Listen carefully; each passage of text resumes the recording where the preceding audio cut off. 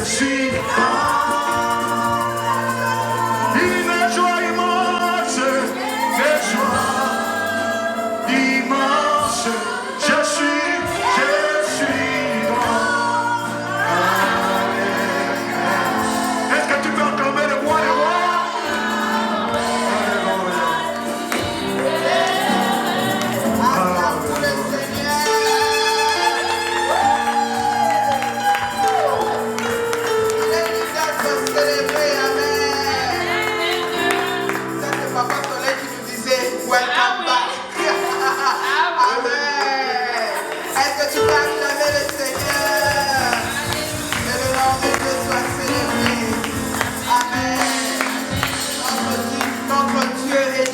Célébré. Il mérite notre louange, il mérite notre adoration. Amen. J'aimerais que tu te disposes là où tu es, que tu commences à élever ta voix et recommander ce moment où nous allons écouter la parole. Dis au Seigneur de te parler. Dis Seigneur, je suis là pour t'écouter encore cet après-midi. Je suis là Seigneur pour que tu déposes encore en moi une parole cet après-midi. Prie le Seigneur au nom de Jésus. Seigneur, Seigneur, parle-nous encore. Parle-nous encore cet après-midi.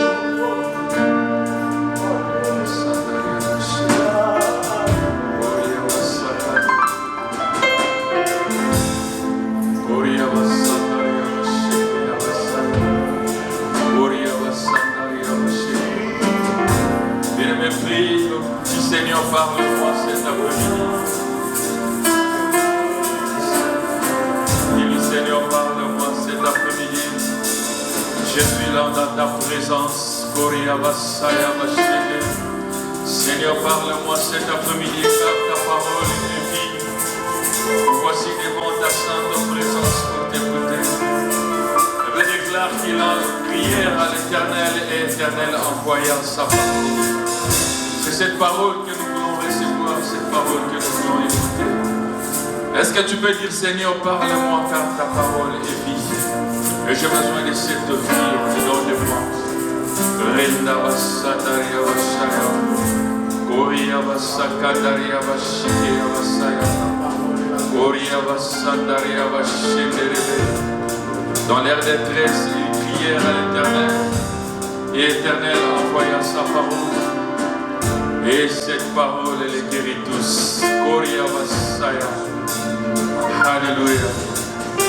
Seigneur, ta parole, nous l'avons besoin de ça.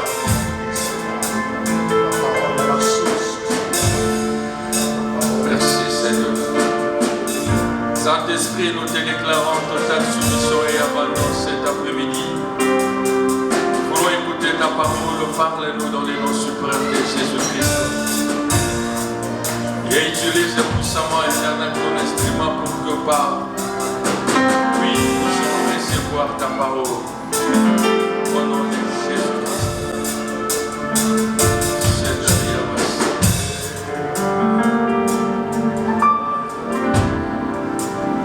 Merci Seigneur Jésus. Gloire et louange à toi Seigneur Jésus.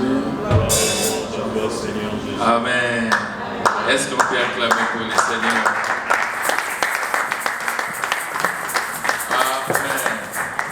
Nous allons demander aux bien-aimés de venir de ce côté. Vous avez remarqué, hein, les codimes ont commencé, tous les enfants. Gloire au Seigneur. Dieu est bon, Dieu est merveilleux. Ça nous donne encore beaucoup de travail. Maintenant, tu sais qu'on doit inviter, on doit appeler les gens. Et quand les enfants sont partis, alléluia, amen. Est-ce que quelqu'un est béni cet après-midi? Est-ce que tu peux m'aider à saluer la personne qui est à tes côtés? Salut ton frère, salut ta soeur. Dieu dit bienvenue dans la présence du Seigneur. Bienvenue dans la présence du Seigneur. Bienvenue dans la présence du Seigneur. Bienvenue dans la présence du Seigneur. Bienvenue dans la présence du Seigneur. Alléluia. Dieu est bon, Dieu est merveilleux. Gloire au Seigneur. Alléluia. Merci Seigneur pour ta grâce. Merci pour ta grâce. Amen. Encore pendant une minute, tu vas encore dire Seigneur, J'ai besoin de recevoir une parole de ta part avant de sortir de ces lieux. Prie le Seigneur au nom de Jésus-Christ.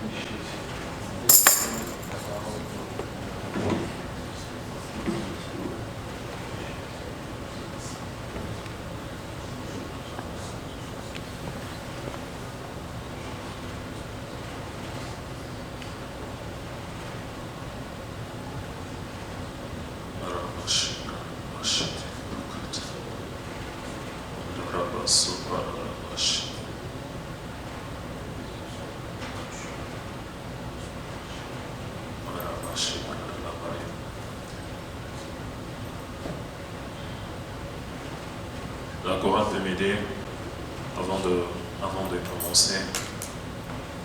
J'aimerais que nous plongeons encore dans cette atmosphère. Dieu est en train de travailler au milieu de nous. Il a quelque chose de merveilleux pour nous en cet après-midi. J'aimerais que nous soyons conscients de cela et que personne ne puisse rater ce que Dieu a prévu en ces jours de faire dans sa vie.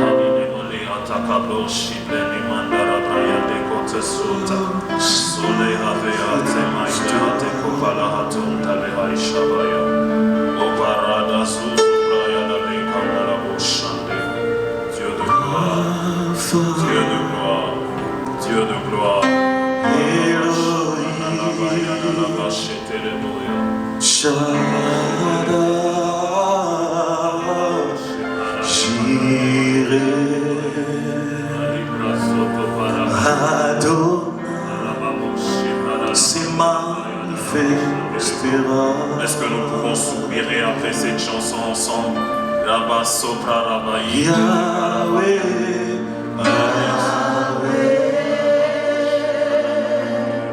Rapha, Elohim, Shaddai, Shireh, Adonai, oh, se manifestera.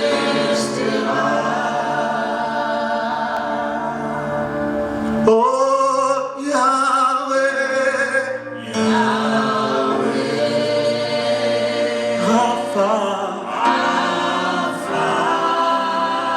Elohim, Shaddai,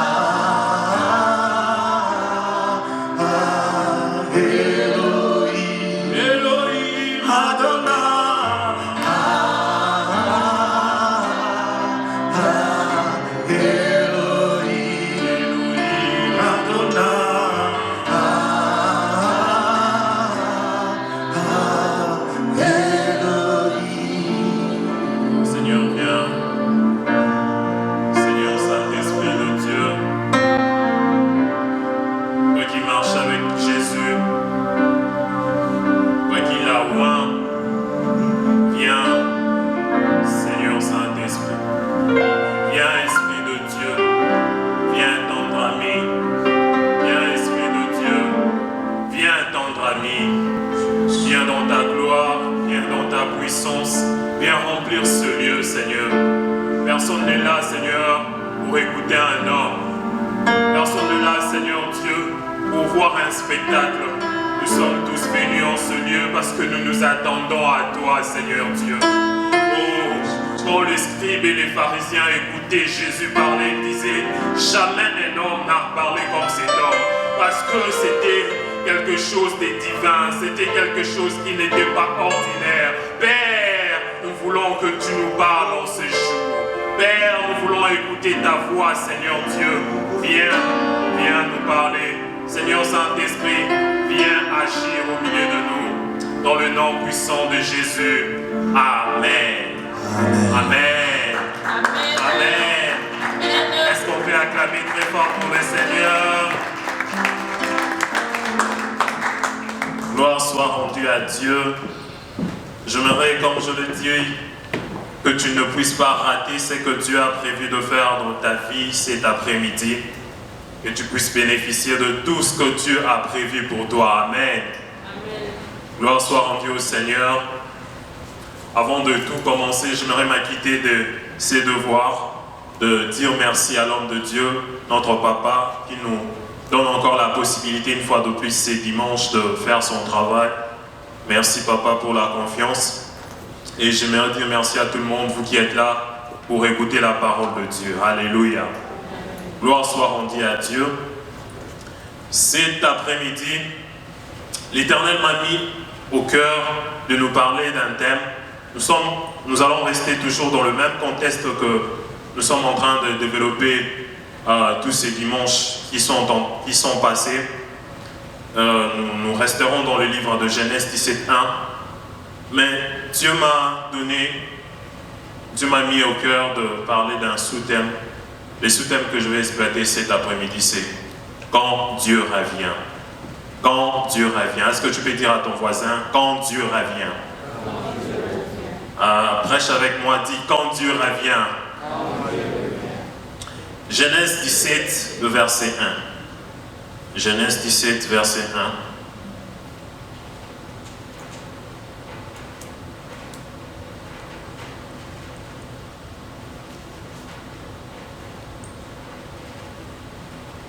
Nous lisons dans le nom de Jésus. Quand Abraham eut 99 ans, je vais lire la version du second qui est devant tout le monde. Lorsqu'Abraham fut âgé de 99 ans, l'Éternel apparut à Abraham et lui dit, « Je suis le Dieu Tout-Puissant, marche devant ma face et sois intègre. » Alléluia. Comme notre papa l'a si bien développé pendant tous les dimanches qui sont passés, on nous a parlé de ce merveilleux sujet qui va nous conduire pendant toute l'année. Marche devant ma face et sois intègre. C'est l'appel de Dieu pour nous dans cette nouvelle saison qui est en face de nous. Dieu a voulu que nous puissions marcher devant sa face en étant intègres. Mais ce que l'Éternel m'a mis dans le cœur, c'est que dans ces passages est en train de parler d'un Dieu qui était pendant un long moment absent, mais qui revient. Alléluia. Dieu revient. Dieu est revenu dans la vie d'une personne. J'aimerais d'entrée de jeu te dire, je ne sais pas dans quelle saison tu te trouves, je ne sais pas dans quelles sont les choses que tu t'attends à ce que Dieu fasse, qu'il n'a pas encore fait, mais je viens t'annoncer une bonne nouvelle cet après-midi, c'est que l'Éternel est sur le point de revenir. L'Éternel est sur le point de revenir. Le passage de Genèse 17:1 que nous lisons, c'est les rappels de la promesse de Dieu que Dieu a donnée à Abraham dans Genèse 12. Dans Genèse 12, lorsque Dieu apparaît à Abraham, il lui a donné de promesses. Il lui a donné de paroles qui devaient conduire sa vie. Il lui a donné un programme divin sur lequel il devait marcher. Il lui a dit ce qu'il devait faire. Mais parce que nous sommes humains, parce que nous sommes des hommes, il arrive dans le parcours des hommes, dans le parcours des êtres humains, de se détourner de la voie de Dieu, de commettre des erreurs, de commettre des choses qui vont à l'encontre de Dieu, qui ne permet pas à ce que Dieu agisse comme il avait prévu. Dieu était déjà passé dans la vie d'Abraham. Il était déjà venu rencontrer cet homme. Cet homme ne connaissait pas encore Dieu. Cet homme vivait avec son père qui était un homme qui vivait dans la magie, toutes sortes de mauvaises choses. Mais l'Éternel, le Dieu des armées, lui a apparu dans Genèse 12 pour un appel. Je ne sais pas, dans notre vie, il y a un moment, chacun de nous, où quelqu'un a rencontré personnellement Dieu. Je ne sais pas si c'était dans quelle occasion, mais tu as rencontré personnellement Dieu. Dieu t'a parlé, Dieu t'a donné de paroles, Dieu t'a donné de promesses, il t'a donné une lignée à suivre. Abraham, c'était de la même façon. Dans Genèse 12, Dieu lui a parlé, Dieu lui a révélé les choses, Dieu lui a révélé l'avenir. Mais pendant le parcours, beaucoup de choses sont arrivées. Pendant le parcours, il a eu des moments où cet homme qui avait beaucoup de promesses de la part du Seigneur, cet homme à qui Dieu avait promis de multiplier sa postérité, va se retrouver en train de vivre une vie qui n'était pas dans la volonté de Dieu. Alléluia. Abraham a reçu la promesse de Dieu. Abraham s'est détourné de la promesse de Dieu.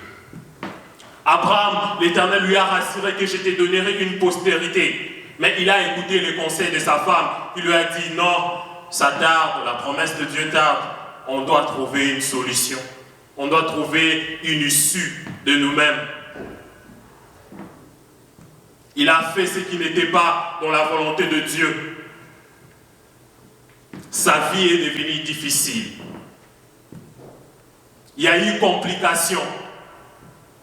Quand Agar a enfanté Ismaël, il y a eu un désordre dans la famille d'Abraham.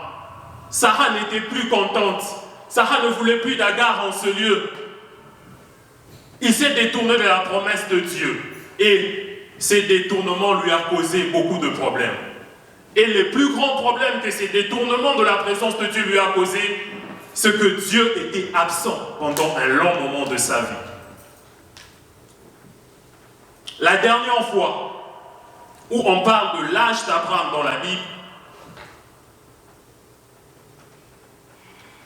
c'est dans Genèse 16, le verset 16. On dit, Abraham était âgé de 86 ans lorsque Agar enfanta Ismaël. Mais quand nous revenons dans Genèse 17, on dit, lorsqu'Abraham fut âgé de 99 ans, il s'est passé 13 ans de silence, où Dieu ne parlait plus à Abraham, où Abraham n'avait plus de connexion avec Dieu, où Abraham ne recevait plus l'ainsi dit l'Éternel. C'était un moment de silence. Bien-aimé, dans notre vie chrétienne, il est très important de continuer à bâtir notre intimité avec Dieu. Amen. Parce que lorsque nous nous détournons de la volonté de Dieu, Dieu aussi, il y a un moment où il s'éloigne. Il s'est dit, ok, là maintenant je ne veux plus parler. Je vais te laisser d'abord faire ce que tu veux faire. Je vais te laisser conduire ta vie de la manière dont tu veux le conduire. Je serai silencieux. Imaginez cette personne qui aimait écouter Dieu. Abraham était l'ami de Dieu. Il recevait les oracles de l'Éternel. C'est l'homme que Dieu peut réveiller. À un moment, il dit, viens, nous allons sortir dehors. Voici les étoiles. Je ferai ça, je ferai ceci. Je veux multiplier ta postérité. Mais cet homme, à un moment de sa vie, n'écoutait plus la voix de Dieu. Je me dire à une personne, est-ce que tu écoutes encore la voix de Dieu? Est-ce que Dieu se révèle toujours à toi? Est-ce que tu as des songes que tu avais? Est-ce que tu as encore de paroles de la part de Dieu? Est-ce que tu écoutes clairement l'ainsi dit l'Éternel? Ou bien c'est un moment de silence? Ou bien Dieu s'est décidé de se taire? Dieu s'est décidé de rester calme dans ta situation?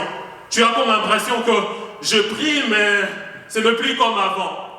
C'est bon, je viens à l'église, mais mon intimité avec Dieu, il y a eu une saison où c'était élevé, mais dans cette saison, je sens que c'est sec. Dans cette saison, je n'écoute plus la voix de Dieu. 13 ans s'est passé, 13 bonnes années. sans la voix de Dieu, sans que Dieu parle. Mais Genèse 17, la bonne nouvelle arrive. Oh, je suis porteur d'une bonne nouvelle. Oh, cet après-midi, je viens d'annoncer que le Dieu qui était resté silencieux est en train de revenir dans ta vie. La Bible dit, lorsqu'Abraham fut âgé de 99 ans, l'Éternel apparut. L'Éternel ne partira pas pour longtemps. L'Éternel ne restera pas silencieux pour longtemps. L'Éternel reviendra encore une fois de plus. Lorsqu'Abraham fut âgé de 99 ans, l'Éternel apparut à Abraham. Dieu est en train d'apparaître à Abraham à un moment crucial de sa vie.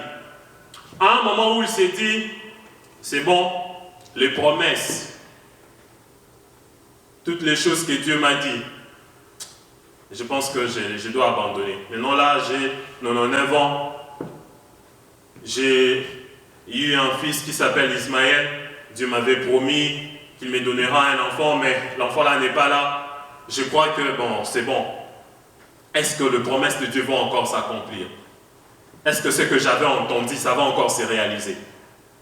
Le temps est passé. Il a 99 ans. Mais 99 ans n'arrête pas que Dieu puisse revenir encore dans sa vie. Quel que soit le temps que ça a pris, quel que soit ce qui se passe actuellement dans ta vie, j'aimerais te dire que le Dieu de la Bible peut toujours revenir vers toi. Le Dieu de la Bible peut toujours revenir là où tu es. Il a l'adresse de là où tu es. Dieu te connaît mieux que qui que ce soit. Il peut toujours revenir. Il connaît ton adresse. Il connaît là où tu te tiens. Il connaît ta position. Il peut te revenir à chaque instant. Alléluia. Amen.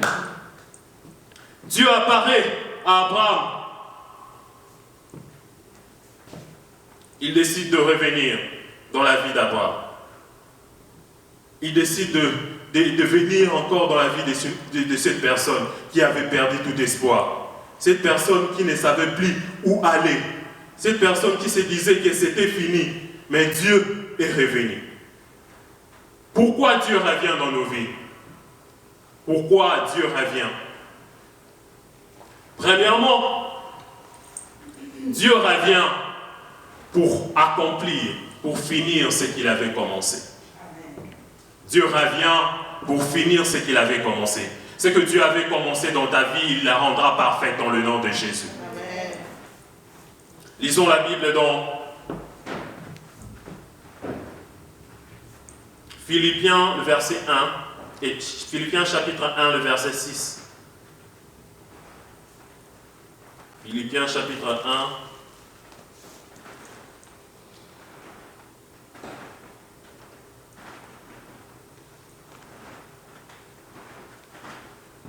L'apôtre Paul est en train de dire, je suis persuadé que celui qui a commencé en vous cette bonne œuvre la rendra parfaite pour le jour de Jésus-Christ. J'aimerais dire à une personne cet après-midi que Dieu n'est pas le Dieu des œuvres inachevées. Dieu ne peut pas commencer un chantier et laisser ce chantier-là ne pas terminer. C'est que Dieu commence, il est fini toujours. Dieu avait donné à cet homme de promesses. Dieu avait dit qu'il rendra son nom grand. Mais ces choses-là n'étaient pas accomplies. Ces choses-là ne sont pas encore arrivées.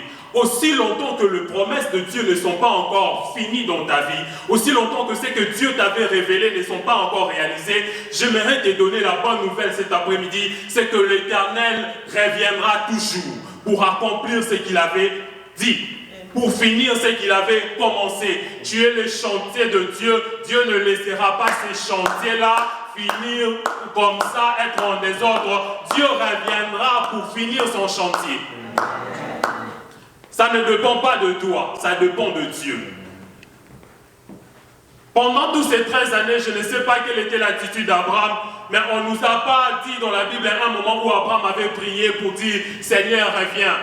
Il n'a même pas prié. Oh, il y a des moments où Dieu vient se révéler à toi parce que tu as prié, mais il y a des moments où Dieu prend l'initiative dans le ciel de venir te visiter. Je prie que Dieu puisse te surprendre en cette période, alors que tu ne t'attends à rien, qu'il y ait une saison de la visitation divine. Parce que tu n'as pas prié, parce que tu n'as pas jeûné, mais parce que Dieu du haut du ciel s'est décidé de venir te visiter. Alléluia. De même, quand l'homme était perdu, quand l'homme a fini par se détourner de la voie de Dieu, Dieu du haut du ciel a pris l'initiative de venir sauver l'humain. C'est comme ça que Dieu fonctionne, c'est comme ça que Dieu agit. Il a dit dans sa parole, ce n'est pas vous qui m'avez choisi, mais c'est moi qui vous ai choisi. Celui qui était venu avant reviendra encore. Parce que quand Dieu vient nous visiter, quand on vient donner sa vie à Jésus-Christ, ce n'est pas parce que nous partons aller, oh, Seigneur, moi-même je vais venir te... Non, c'est parce que Dieu du haut du ciel décide de venir te visiter, décide de venir afin que tu reçoives son nom pour que tu deviennes enfant de Dieu. De la même façon, encore une fois de plus, il reviendra dans ta vie. Alléluia. Dieu n'est pas le Dieu des œuvres inachevées, il est le Dieu des œuvres achevées. Ce qu'il a commencé, il va le finir. Deuxièmement, quand Dieu revient, il revient pour te repositionner. Deuxièmement, quand Dieu revient, il revient pour nous repositionner. Bien souvent, quand Dieu est parti, c'est parce que nous étions dans la mauvaise position. Vous savez, ici à l'intérieur, il y a les Wi-Fi. Si tu viens ici, tu as ton téléphone, les Wi-Fi vont prendre. Mais quand tu pars dehors, tu n'auras plus de Wi-Fi. Le Wi-Fi est là, mais tu dois être là pour que le Wi-Fi puisse te retrouver, puisse retrouver ton téléphone. C'est de la même façon que Dieu fonctionne.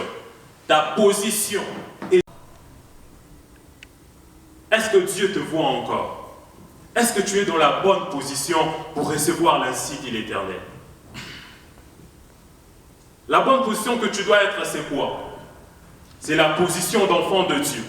C'est la position de la prière. C'est ta position à l'église. C'est ta position dans la présence de Dieu. Est-ce que tu es encore dans la présence de Dieu ou tu as changé de position? Ou quand Dieu te cherche, il ne te trouve pas. C'est comme dans Genèse, quand Dieu est en train de revenir vers l'homme, il dit, homme, où te caches-tu? Parce que Dieu l'avait laissé quelque part, mais lorsqu'il revient, il ne le trouve plus dans cette position. Est-ce que tu es toujours dans la position que l'Éternel peut te localiser facilement, ou tu as changé de position? Ou là où tu es maintenant, Dieu ne peut pas te localiser? Ou là où tu es maintenant, Dieu ne peut pas te parler? Ou là où tu es maintenant, Dieu ne peut pas te dire ce qu'il a besoin de te dire? Lorsque Dieu revient, il revient pour nous repositionner. Il dit, marche devant ma face et sois intègre. Je te veux devant ma face. C'est comme un joueur, un bon joueur ne peut mieux jouer que devant son coach. Dieu est comme un coach qui, lorsqu'il vient et te dit, je veux te voir jouer, mais joue devant ma face. Parce que quand tu joueras ma face, c'est là que je saurai qu'est-ce qu'il faut faire, qu'est-ce qu'il faut changer, qu'est-ce qu'il faut transformer. Bien-aimés dans le Seigneur, je nous prie par la grâce de Dieu, par les compassions du Seigneur, restons dans la présence de Dieu. Que le Dieu qui est revenu cet après-midi puisse te repositionner afin que tu retrouves ton intimité avec le Seigneur.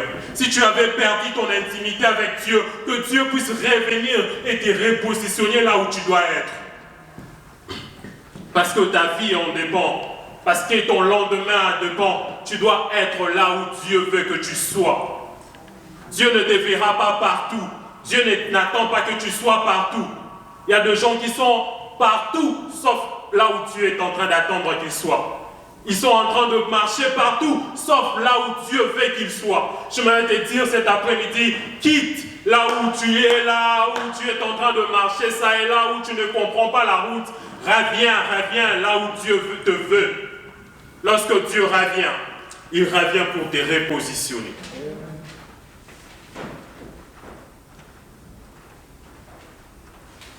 Alléluia.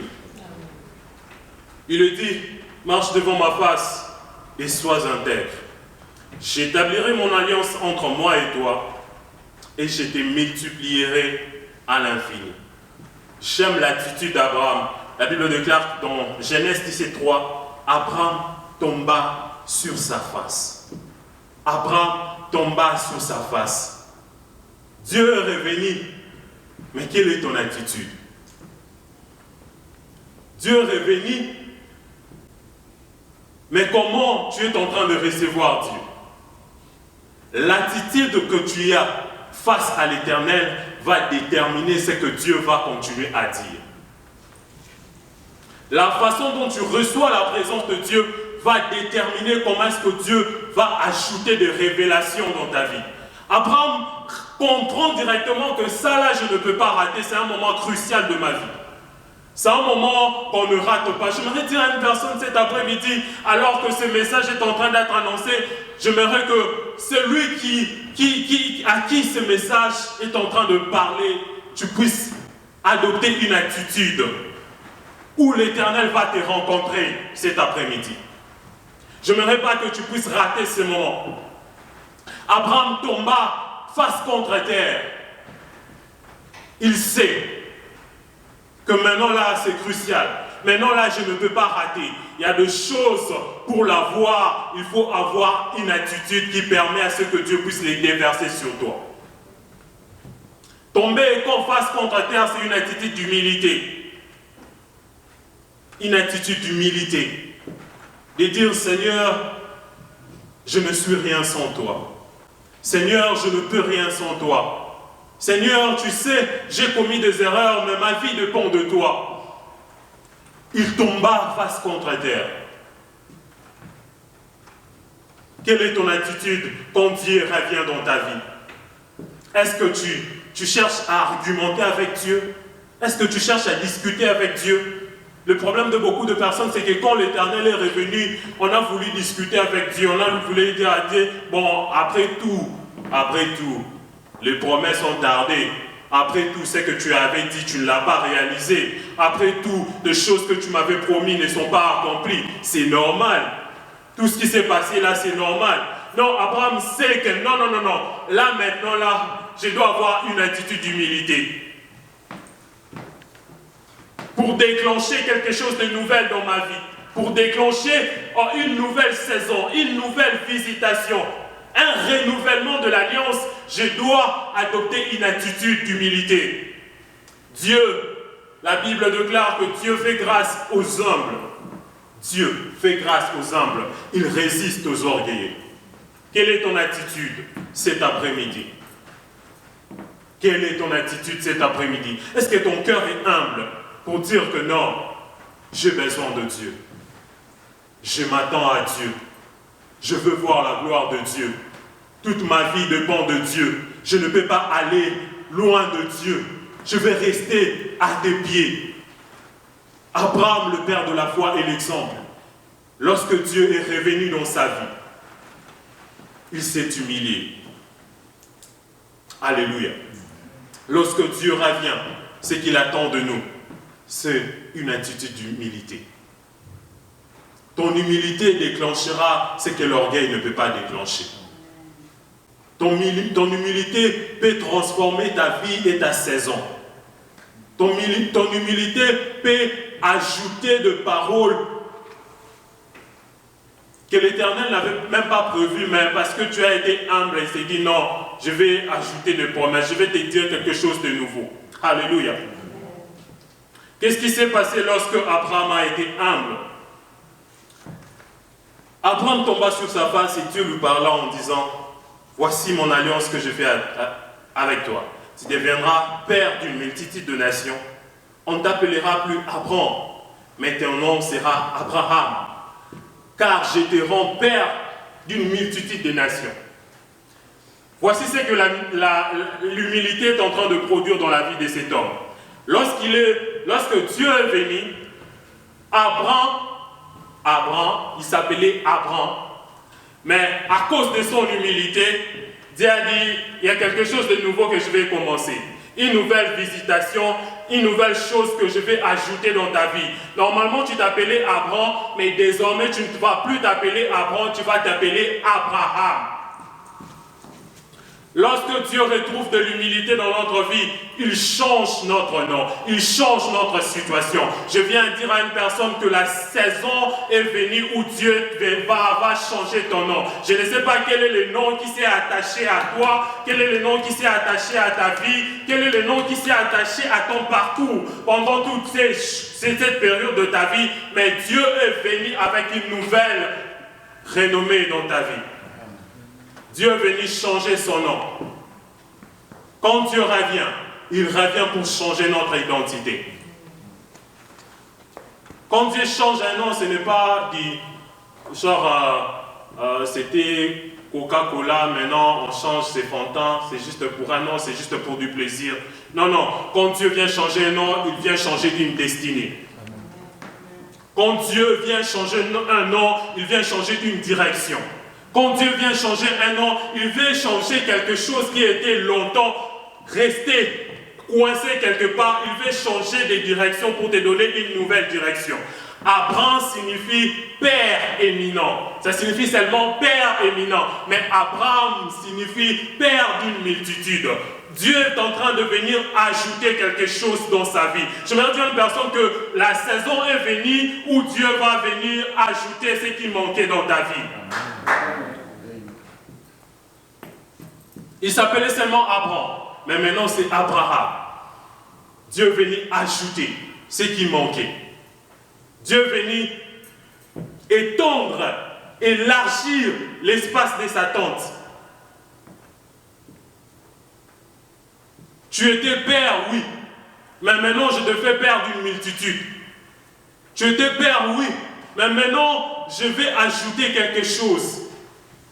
Oh, je prie dans le nom de Jésus que Dieu ajoute ce que tu manques. Que Dieu t'ajoute ce que tu manques dans le nom de Jésus.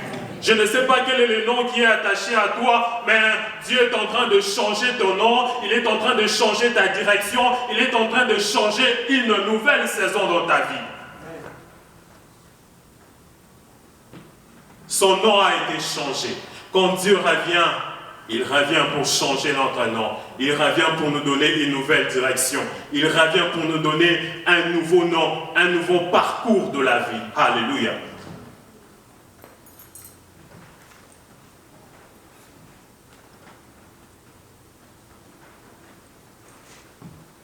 Et quand Dieu revient, il revient pour affermir ce qu'il avait déjà commencé. Ou Dieu revient pour donner encore de l'impact aux paroles qu'il avait déjà dites avant. Parce que dans ton parcours, Dieu, dans notre parcours avec lui, il veut tout le temps nous rassurer. Et les promesses que Dieu nous donne, c'est une façon de nous rassurer. Je suis en train de marcher avec toi, mais je veux te rassurer. Je vais te donner de la force. Je vais te donner du punch. Pour que même quand il y aura de la tempête, même quand il y aura les vents qui vont souffler ça et là, que tu ne puisses pas perdre courage. Je viens réaffirmer ce que j'avais dit. Ce que j'avais dit, ça va s'accomplir. Ce que j'avais dit, ça va arriver. Ce que je t'avais dit, cela n'est pas passé. Les temps ont passé, les années sont passées, mais les promesses de Dieu sont restées les mêmes. Le temps est passé peut-être dans ta vie. Le temps est passé, mais ce que Dieu t'avait dit, je t'assure, il va l'accomplir. Si tu avais reçu de prophéties, sache que Dieu va accomplir ces prophéties.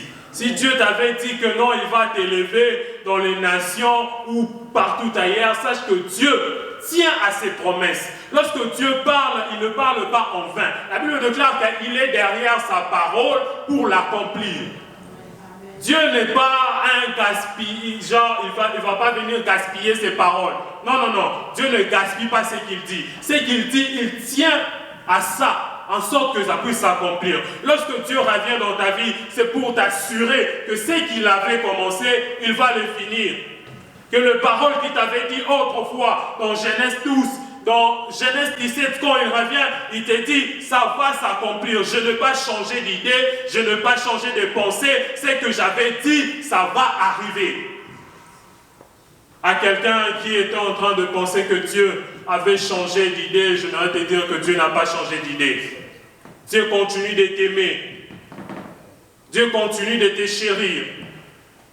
Dieu est revenu cet après-midi pour te dire ce qu'il avait commencé, il le finira. Il l'accomplira parfaitement.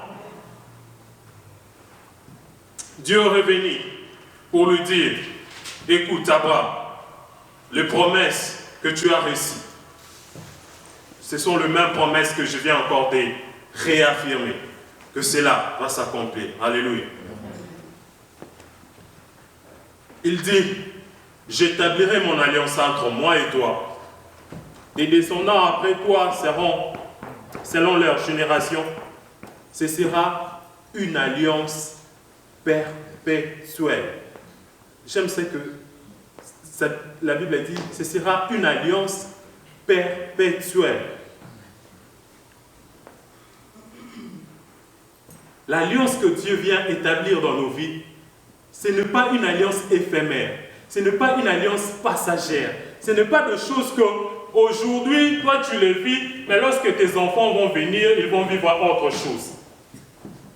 Donc Dieu, quand il vient signer un contrat avec toi, il s'assure que ce contrat-là puisse se perpétuer pendant les années, pendant les saisons, pendant les siècles, de sorte que ce que toi-même tu avais seulement vécu puisse s'attacher même à la génération qui va venir. L'alliance que Dieu vient établir dans ta vie lorsqu'il vient te revisiter, c'est l'alliance qui va toucher tes enfants, qui va toucher les enfants de tes enfants, qui vont toucher tes grands, tes petits-fils, parce que c'est une alliance perpétuelle. Si nous sommes là cet après-midi, c'est parce que Dieu avait fait une alliance avec Abraham, et cette alliance-là est éternelle jusqu'à ce jour. Cette alliance-là est en train de tenir. L'alliance de Dieu est perpétuelle. Dieu ne donne pas de choses qui sont éphémères. Dieu ne vient pas dans ta vie pour passer du temps, pour te dire seulement, c'est toi qui es béni. C'est comme dans les fétiches, dans les choses de la magie et tout. Quand un homme va chez le magicien, il reçoit de fétiches et tout, il reçoit tout ce qu'ils peuvent recevoir là-bas. Il fait des sacrifices et c'est seulement lui qui est béni. C'est seulement lui qui est béni. Quand il est en vie, oh, toute la famille est heureuse. Il est béni. Mais dès qu'il meurt, c'est fini. Les chaos. Si vous allez au Congo, dans notre pays là-bas, il y a des noms qui étaient connus. Mais ces personnes-là, c'était des personnes qui avaient peut-être des fétiches, qui étaient dans l'histoire. Maintenant, leurs familles sont chaos. On va te montrer, ah, tu vois là, c'est les petits-fils derrière. Tu regardes ta vie, tu comprends. Oh, ok. Mais comment le petit? Non, quand Dieu vient, il ne vient pas faire de promesses qui ne vont pas perdurer. Il s'assure que la génération qui vient puisse profiter de l'alliance qu'il a établie avec une seule personne. Amen. Oh, tu es seul peut-être, mais je viens t'annoncer que ce que tu fais seul va s'accentuer jusqu'aux générations futures. Amen. L'alliance de Dieu est perpétuelle. L'alliance de Dieu est perpétuelle. La signature de Dieu, personne ne peut l'enlever. Quand Dieu vient signer, il s'assure que cette signature puisse rester. Même quand le diable vient, même quand les hommes viennent, cette signature-là ne peut pas partir, ne peut pas être enlevée. C'est une signature qui a été cochée là pour du bon. Il dit, les sceptres royaux ne s'éloigneront pas de Juda. Les sceptres, ça ne s'éloignera pas. Il y a des gens, il y a des familles, il y a des enfants qui naissent. Il est né, imaginez un Walmart. Il est né avec l'argent. Il va être là avec l'argent. Il n'a pas besoin de faire des efforts comme nous les faisons. Il n'a pas besoin d'aller à warehouse. Il n'a pas besoin de travailler quoi qu'il soit parce qu'il a déjà trouvé. Oh, je prie l'Éternel que lorsque la bénédiction de Dieu va t'attacher à ta vie, que les générations qui viennent puissent en profiter. Établis l'alliance avec l'Éternel, une alliance qui va être perpétuelle. Une alliance qui va toucher les générations à venir. Une alliance dont les enfants de tes enfants seront fiers. L'heure est venue où les enfants de tes enfants vont dire, oh, notre grand-père, les grands-pères de notre grand-père avaient prié l'Éternel. C'était un homme de Dieu, c'était un homme de foi, c'était un homme qui marchait avec l'Éternel. Notre grand-mère, c'était une maman qui était dans la prière. Et ce que nous sommes en train de vivre, c'est à cause de cela. L'alliance que l'Éternel vient, quand il revient, c'est pour que ça soit à perpétuité. C'est pour que ça ne soit plus éphémère. Alléluia. Alléluia. Gloire soit rendue à Dieu. Alléluia. Amen.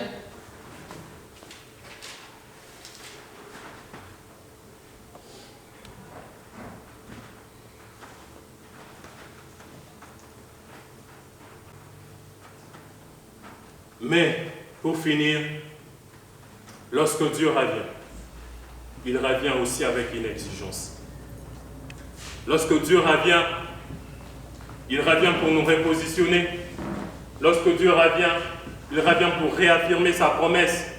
Lorsque Dieu revient, il revient pour nous donner une alliance qui est perpétuelle. Mais lorsque Dieu revient, il revient aussi avec une exigence qu'il attend de notre part. Je viens signer un contrat avec toi, mais qu'est-ce que tu donnes en retour? Qu'est-ce que tu donnes en retour? Lorsque Dieu est revenu dans la vie d'Abraham, qu'est-ce qu'il lui a dit? Dieu dit à Abraham, Genèse 17, le verset 9,